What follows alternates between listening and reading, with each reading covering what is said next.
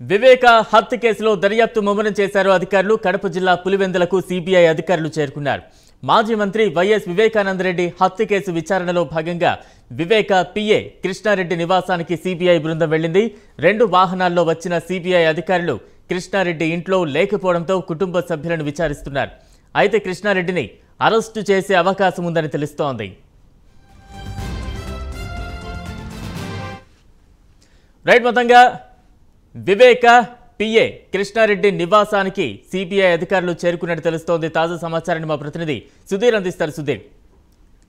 Thank you Balram. ఏదైతే మాజీ మంత్రి అలాగే వైఎస్ వివేకానందరెడ్డి హత్య కేసులో ఇప్పటికే సిబిఐ అధికారులు దూకుడు పెంచారని చెప్పుకోవచ్చు. అయితే నిన్న రాత్రి నుంచి కూడా చూసుకుంటే కనుక సిబిఐ అధికారులు పూర్తి స్థాయిలో కూడా పులివెందులలో మకా వేసిన పరిస్థితి అయితే ఉంది. అయితే మొత్తంగా ఏదైతే ఈ ఉదయ్ కుమార్ రెడ్డికి సంబంధించి అలాగే పులివెందులో ఉన్నటువంటి కొంతమంది నేతలందరూ కూడా సిబిఐ అధికారులు నోటీసులు ఇవ్వడం జరుగుతుంది. నోటీసులు ఇచ్చి వీళ్ళందరినీ కూడా ఏదైతే హైదరాబాద్ కోటి కార్యాలయం ఉందో అక్కడ సిబిఐ విచారణకు కూడా రమ్మని చెప్పి పిలుస్తున్న నేపథ్యం అయితే ఉంది. మరోపక్క చూసుకుంటే కనుక ఇవాళ ఉదయం దాదాపుగా 10 గంటల సమయంలో కూడా సిబిఐ అధికారులు మరొకసారి పులివెందులో ప్రత్యక్షమని చెప్పుకోవచ్చు. అయితే వైఎస్ వివేకానందరెడ్డికి అత్యంత వ్యక్తిగతంగా ఉన్నటువంటి పిఐ కృష్ణారెడ్డి ఇంటికి వెళ్ళడం జరిగింది. అయితే ఆయన ఇంట్లో లేని పక్షంలో కూడా కుటుంబ సభ్యులను సిబిఐ అధికారులు దాదాపుగా గంట సేపటి నుంచి కూడా ప్రశ్నిస్తున్న పరిస్థితి అయితే ఉంది.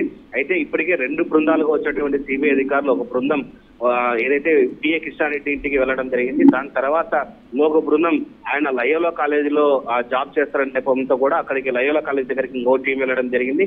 అయితే లయోలా కాలేజీకి వెళ్ళిన తర్వాత అక్కడ కూడా పిఏ కృష్ణారెడ్డి లేడని తెలుసుకున్నదైతే ఇంకొక బృందం కూడా 2 బృందాలు ఇంటికి రావడం జరిగింది.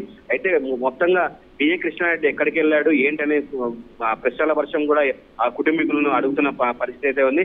అయితే మనకు ప్రధానంగా ఉన్న సమాచారం అయితే కనుక పిఏ కృష్ణారెడ్డి కూడా ఏదో కడపకు వచ్చాడు, కడపలో ఉన్నాడనే సమాచారం అయితే పూర్తి స్థాయిలో ఉంది.